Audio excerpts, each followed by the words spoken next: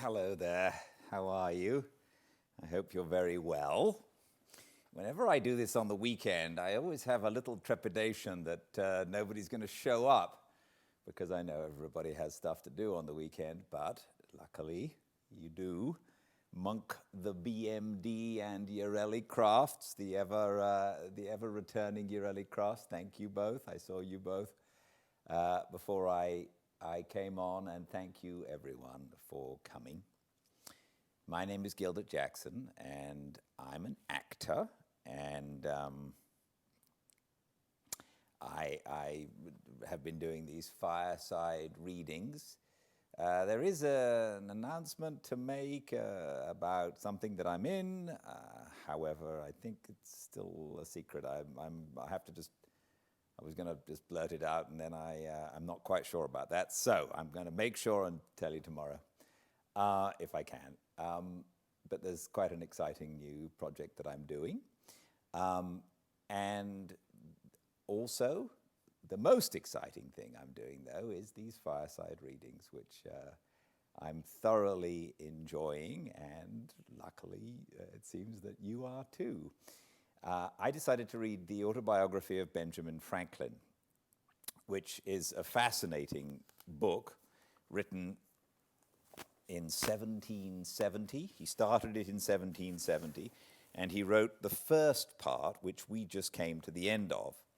Now it seems that he wrote that over the course of several years, and then the affairs of the Revolution occasioned the interruption. So at some time around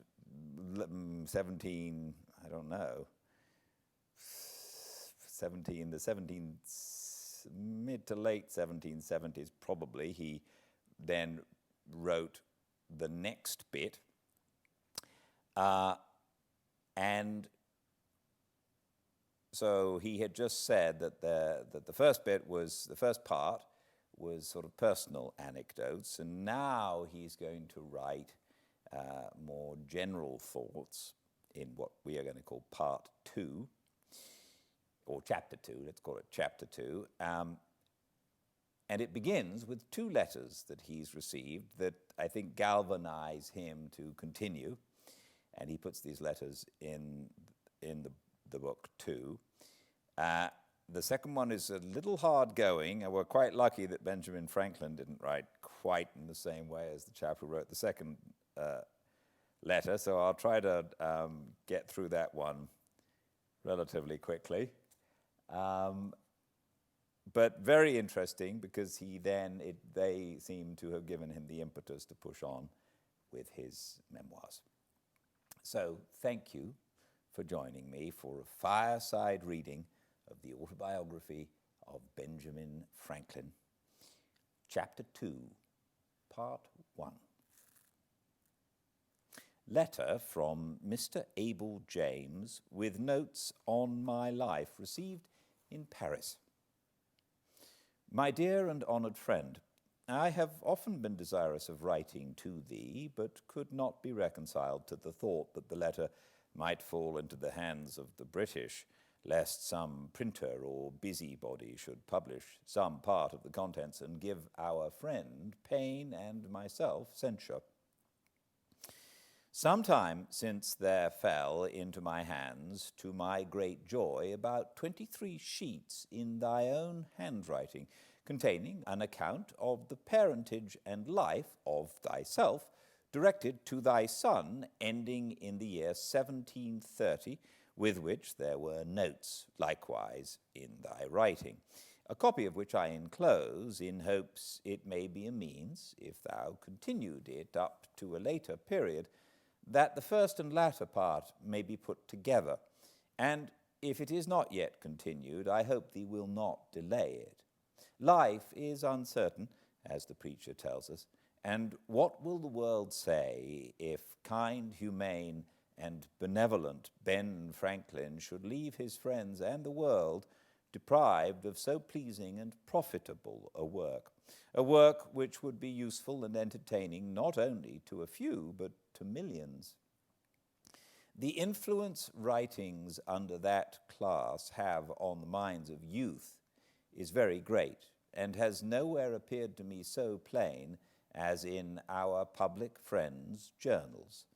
It almost insensibly leads the youth into the resolution of endeavouring to become as good and eminent as the journalist.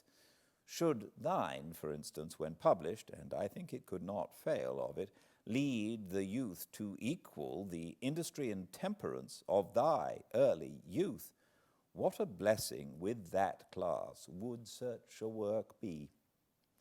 I know of no character living, nor many of them put together, who has so much in his power as thyself to promote a greater spirit of industry and early attention to business, frugality, and temperance with the American youth. Not that I think the work would have no other merit and use in the world, far from it, but the first is of such vast importance that I know nothing that can equal it.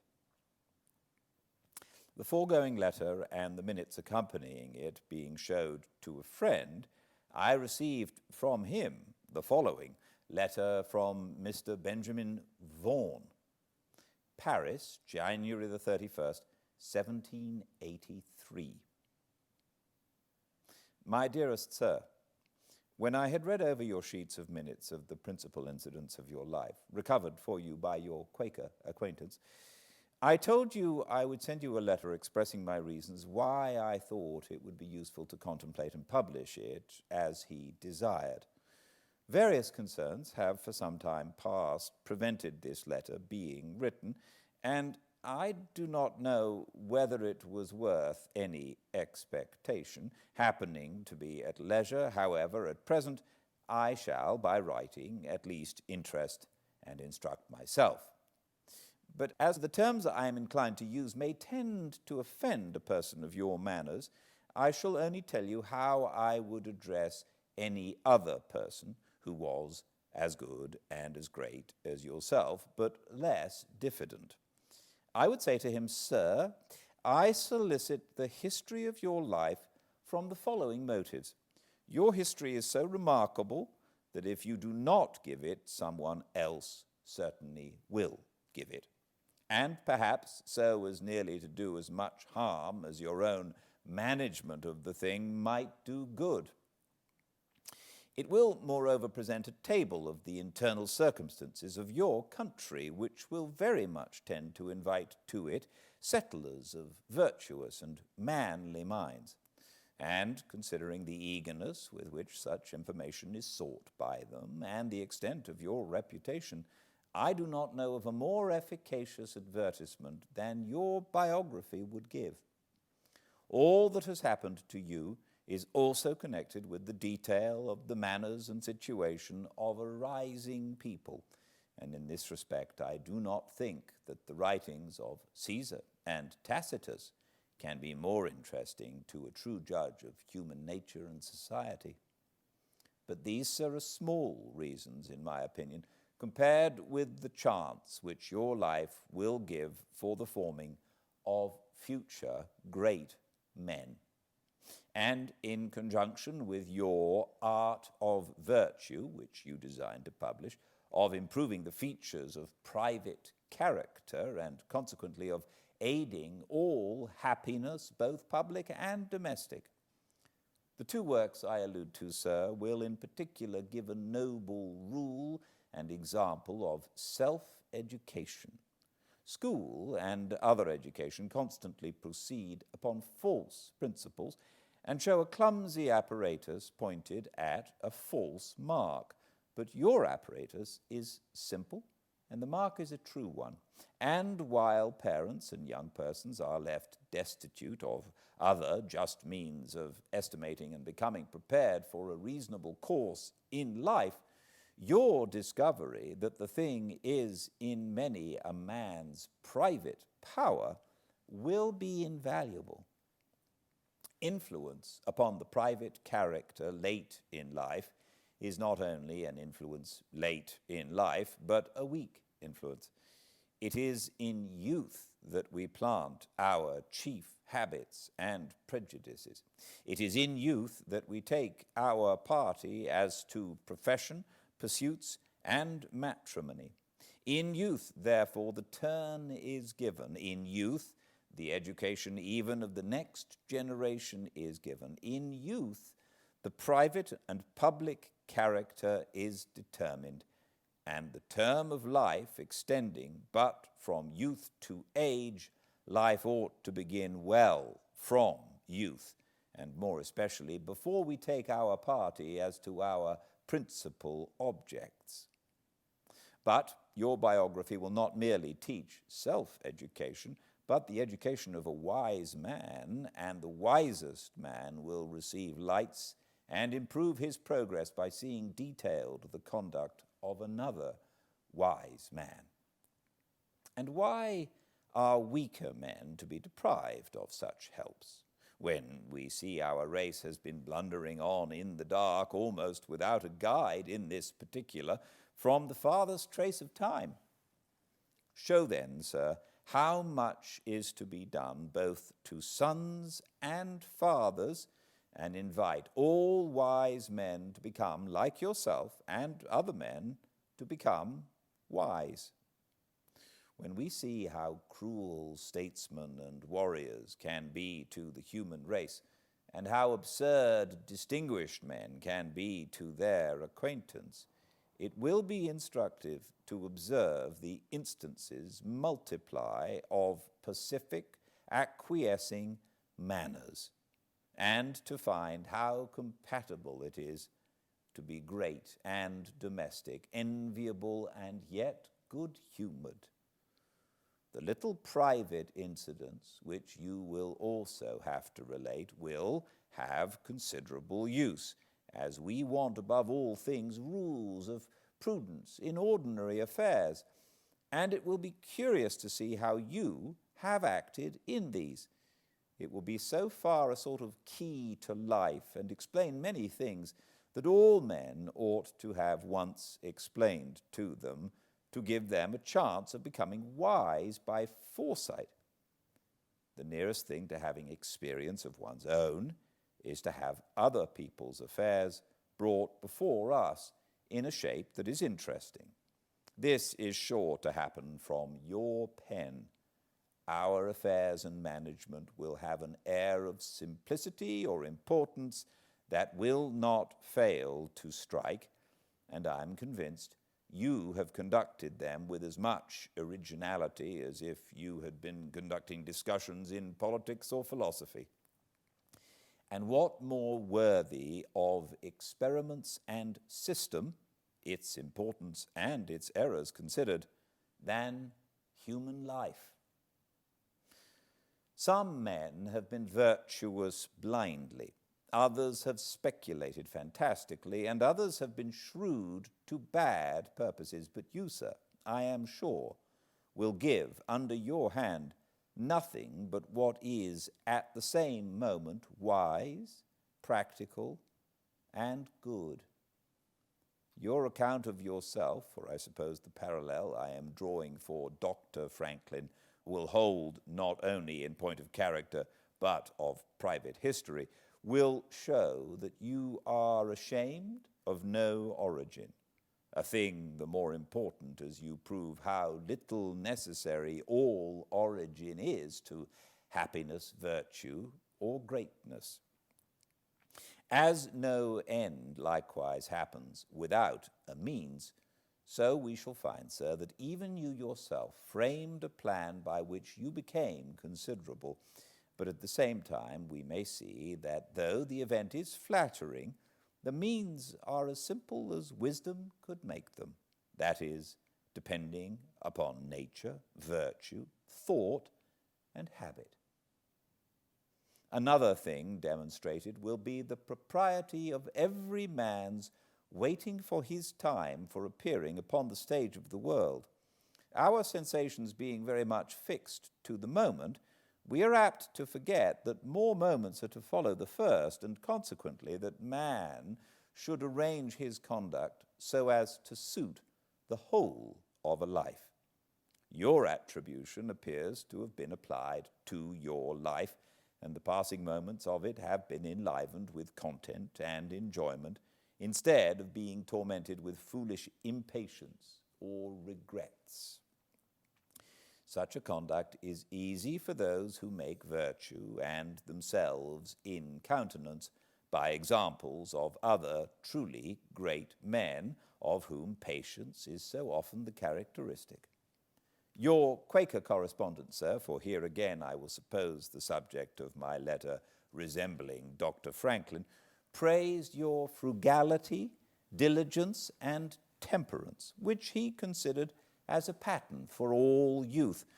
But it is singular that he should have forgotten your modesty and your disinterestedness, without which you never could have waited for your advancement, or found your situation in the meantime comfortable, which is a strong lesson to show the poverty of glory and the importance of regulating our minds. If this correspondence had known the nature of your reputation as well as I do, he would have said your former writings and measures would secure attention to your biography and art of virtue, and your biography and art of virtue in return would secure attention to them. This is an advantage attendant upon a various character, and which brings all that belongs to it into greater play. And it is the more useful, as perhaps more persons are at a loss for the means of improving their minds and characters, than they are for the time or the inclination to do it. But there is one concluding reflection, sir, that will show the use of your life as a mere piece of biography. This style of writing seems a little gone out of vogue, and yet it is a very useful one, and your specimen of it may be particularly serviceable, as it will make a subject of comparison with the lives of various public cutthroats and intriguers, and with absurd monastic self-tormentors or vain literary triflers. If it encourages more writings of the same kind with your own, and induces more men to spend lives fit to be written, it will be worth all Plutarch's lives put together. But being tired of figuring to myself a character of which every feature suits only one man in the world, without giving him the praise of it, I shall end my letter, my dear Dr. Franklin, with a personal application to your proper self. I am earnestly desirous, then, my dear sir, that you should let the world into the traits of your genuine character, as civil broils may otherwise tend to disguise or traduce it. Considering your great age, the caution of your character, and your peculiar style of thinking, it is not likely that anyone besides yourself can be sufficiently master of the facts of your life or the intentions of your mind. Besides all this, the immense revolution of the present period will necessarily turn our attention toward the author of it, and when virtuous principles have been pretended in it, it will be highly important to show that such have really influenced. And as your own character will be the principal one to receive a scrutiny, it is proper, even for its effects upon your vast and rising country, as well as upon England and upon Europe, that it should stand respectable and eternal. For the furtherance of human happiness, I have always maintained that it is necessary to prove that man is not even at present a vicious and detestable animal, and still more to prove that good management may greatly amend him.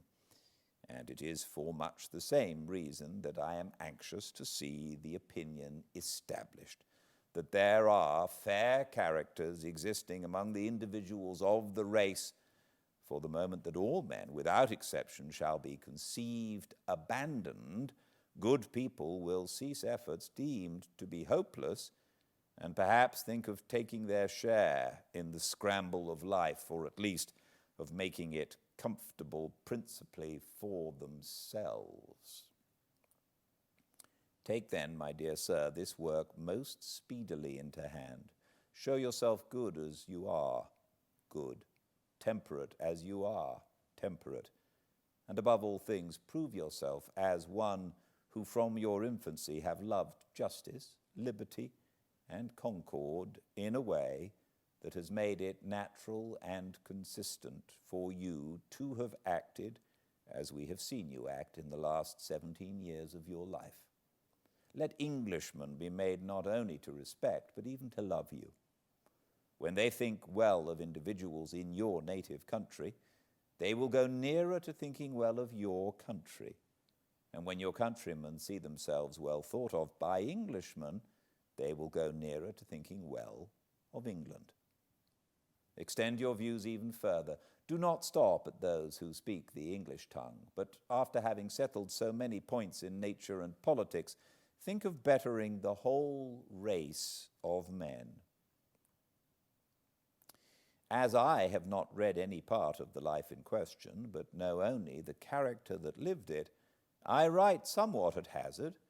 I am sure, however, that the life and the treatise I allude to on the art of virtue will necessarily fulfill the chief of my expectations, and still more so if you take up the measure of suiting these performances to the several views above stated. Should they even prove unsuccessful in all that a sanguine admirer of yours hopes from them, you will at least have framed pieces to interest the human mind, and whoever gives a feeling of pleasure that is innocent to man has added so much to the fair side of a life otherwise too much darkened by anxiety and too much injured by pain. In the hope, therefore, that you will listen to the prayer addressed to you in this letter, I beg to subscribe myself, my dearest sir, etc., etc. Signed, Benjamin Vaughan. Continuation of the account of my life begun at Passy, near Paris, 1784. It is some time since I received the above letters, but I have been too busy till now to think of complying with the request they contain. It might, too, be much better done if I were at home among my papers, which would aid my memory and help to ascertain dates, but my return being uncertain, and having just now a little leisure, I will endeavor to recollect and write what I can. If I live to get home, it may there be corrected and improved. Not having any copy here of what is already written, I know not whether an account is given of the means I used to establish the Philadelphia Public Library, which from a small beginning is now become so considerable, though I remember to have come down to near the time of that transaction, 1730. I will therefore begin here with an account of it, which may be struck out if found to have been already given. At the time I established myself in Pennsylvania, there was not a good bookseller's shop in any of the colonies to the southward of Boston. In New York and Philadelphia, the printers were indeed stationers. They sold only paper, etc., almanacs, ballads, and a few common school books. Those who loved reading were obliged to send for their books from England. The members of the junto had each a few. We had left the alehouse where we first met and hired a room to hold our club in. I proposed that we should all of us bring our books to that room, where they would not only be ready to consult in our conferences, but become a common benefit, each of us being at liberty to borrow such as he wished to read at home. This was accordingly done, and for some time contented us. Finding the advantage of this little collection, I proposed to render the benefit from books more common by commencing a public subscription library. I drew a sketch of the plan and rules that would be necessary and got a skillful conveyancer, Mr. Charles Brockton, to put the whole in forms of articles of agreement to be subscribed, by which each subscriber engaged to pay a certain sum down from the first purchase of books and an annual contribution for increasing them. So few were the readers at that time in Philadelphia, and the majority of us so poor, that I was not able with great industry to find more than 50 persons, mostly young tradesmen, willing to put down for this purpose 40 shillings each and 10 shillings per annum. On this little fund we began. The books were imported. The library was opened one day in the week for lending to the subscribers on their promissory notes to pay double the value if not duly returned. The institution soon manifested its utility, was imitated by other towns and in other provinces. The libraries were augmented by donations, reading became fashionable, and our people, having no public amusements to divert their attention from study, became better acquainted with books, and in a few years were observed by strangers to be better instructed and more intelligent than people of the same rank generally are in other countries. When we were about to sign the above-mentioned articles, which were to be binding upon us, our heirs, etc., for 50 years, Mr. Brockton, the scrivener, said to us, "You are young men, but it is scarcely probable that any of you will live to see the expiration of the term fixed in the instrument." A number of us, however, are yet living, but the instrument was, after a few years, rendered null by a charter that incorporated and gave perpetuity to the company. The objections and reluctances I met with in soliciting the subscriptions made me soon feel the impropriety of presenting one's self as the proposer of any useful project that might be supposed to raise one's reputation in the smallest degree above that of one's neighbors when one has need of their assistance to accomplish that project.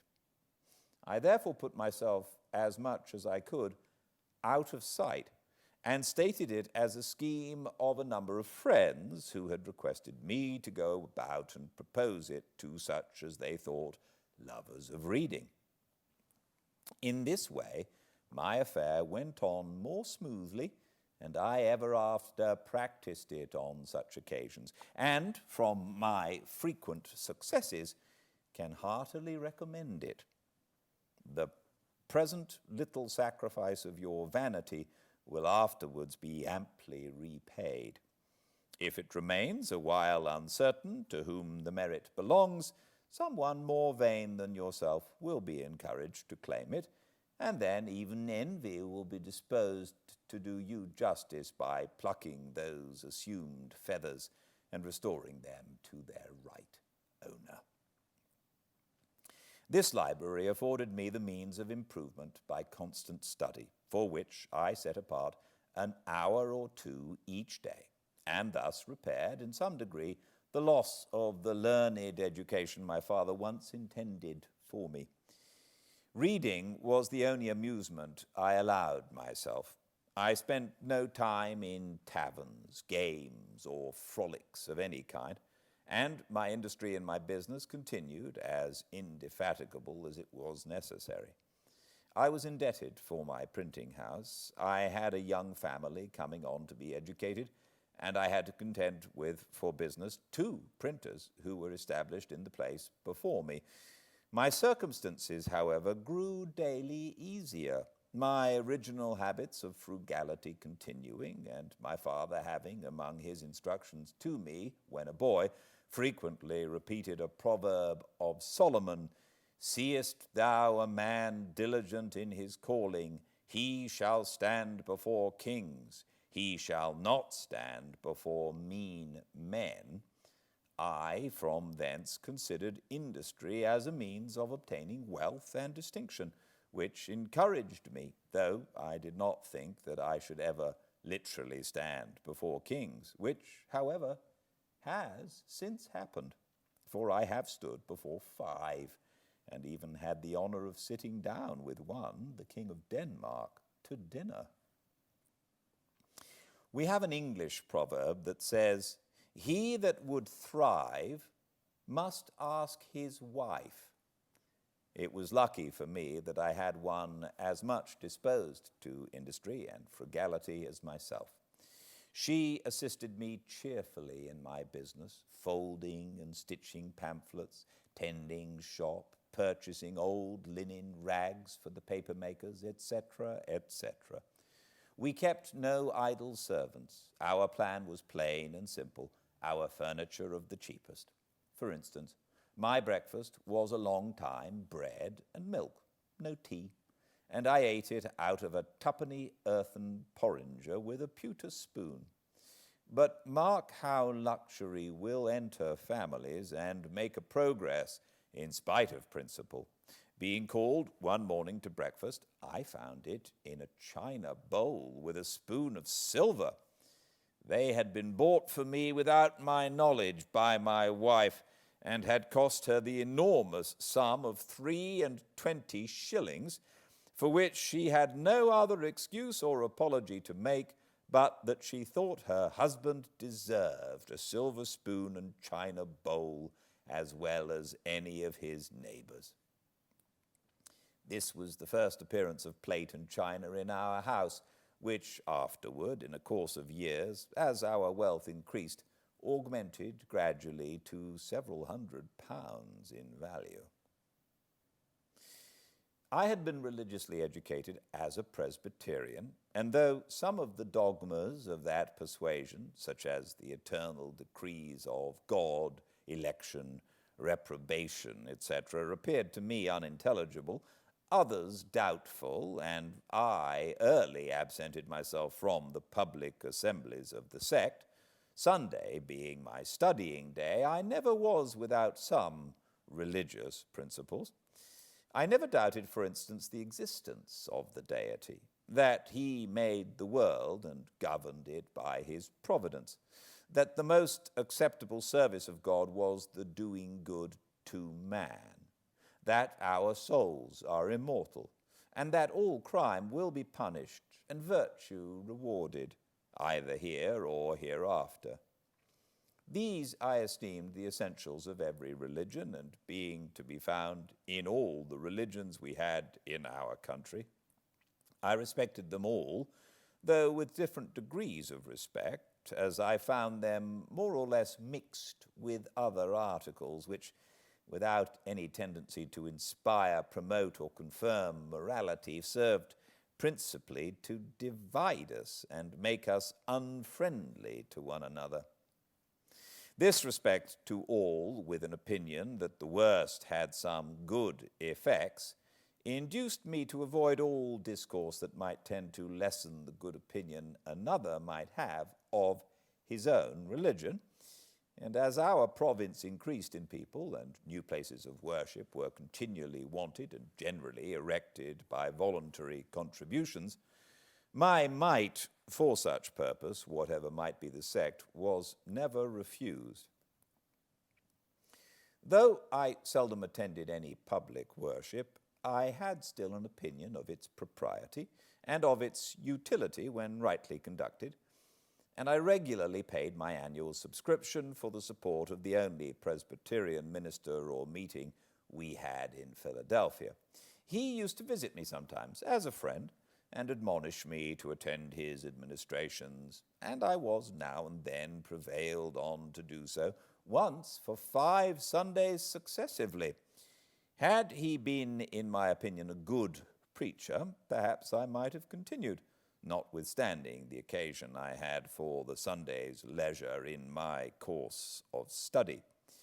But his discourses were chiefly either polemic arguments or explications of the peculiar doctrines of our sect, and were all to me very dry, uninteresting, and unedifying, since not a single moral principle was inculcated or enforced, their aim seeming to be rather to make us Presbyterians than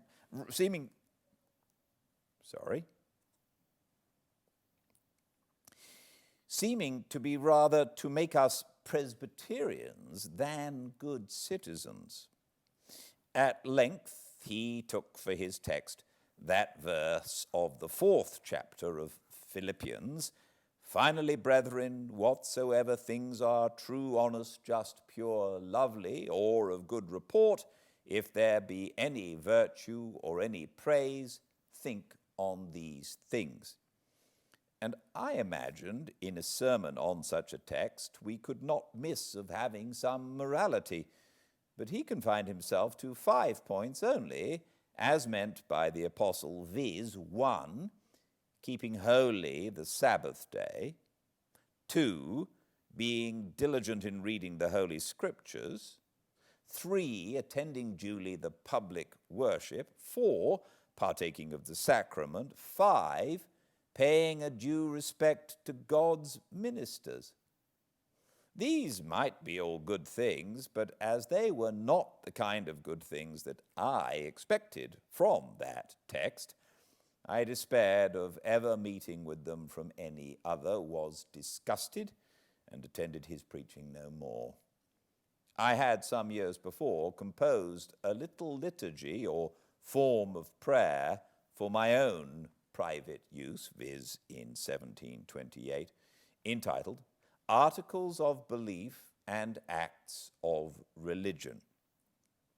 I returned to the use of this and went no more to the public assemblies. My conduct might be blamable, but I leave it without attempting further to excuse it, my present purpose being to relate facts and not to make apologies for them. It was about this time I conceived the bold and arduous project of arriving at moral perfection. I wished to live without committing any fault at any time. I would conquer all that either natural inclination, custom, or company might lead me into. As I knew, or thought I knew, what was right and wrong, I did not see why I might not always do the one and avoid the other. But I soon found I had undertaken a task of more difficulty than I had imagined. While my care was employed in guarding against one fault, I was often surprised by another. Habit took the advantage of inattention. Inclination was sometimes too strong for reason. I concluded at length that the mere speculative conviction that it was our interest to be completely virtuous was not sufficient to prevent our slipping, and that the contrary habits must be broken and good ones acquired and established before we can have any dependence on a steady, uniform rectitude of conduct. For this purpose, I therefore contrived the following method. I'm going to leave us at a cliffhanger today. We're going to hear about his method tomorrow. I hope this helps a little. I hope you're enjoying this. I certainly am. And I look forward to seeing you very much at the same time and place, 5 p.m. at Fireside Reading. Or if you miss a chapter or a part, please check it out on YouTube at the Fireside Reading channel. So I look forward to seeing you very much tomorrow for the next Fireside Reading of Part 2 of Chapter 2 of the Autobiography of Benjamin Franklin. Until then, good night.